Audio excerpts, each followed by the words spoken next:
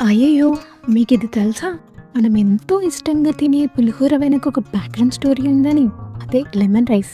చాలా కాలం క్రితం ఒక బ్యూటిఫుల్ టెంపుల్‌లో ఒక పెద్ద ప్రాబ్లమ్ వచ్చింది. అదేంటంటే దేవుడి కోసం చేసే నైవేద్యం మధ్యాహ్నం కల్లా పాడైపోయేది. ఒకరోజు రాత్రి గుడిలో వంట చేసే అతనికి ఒక కల వచ్చింది. కలలో అతను ఒక గోల్డెన్ లెమన్‌ని చూస్తాడు. జస్ట్ లైక్ టైనీ సన్ లాగా. ఇంతలో ఒక వాయిస్ వినిపిస్తుంది. నువ్వు వండిన వేడి రైస్లో నన్ను యాడ్ చేసి అట్రాక్షన్ కోసం పసుపుని యాడ్ చేయి అండ్ స్ట్రెంత్ కోసం చిల్లీస్ని. అప్పుడు నువ్వు చేసిన నైవేద్యం స్పాయిల్ అవ్వదు అని. సో నెక్స్ట్ మార్నింగ్ ఆయన అలానే చేస్తాడు. వేడి వేడి అన్నంలో లెమన్ జ్యూస్ కలిపి పసుపు స్పైసీనెస్ కోసం మస్టర్డ్ అండ్ కర్రీ లీవ్స్ని యాడ్ చేయగా గుడి మొత్తం ఆ ఫ్రేగ్రెన్స్ అల్లుకుంది. అప్పుడు ఫుడ్ డే అంతా ఫ్రెష్గా ఉంది.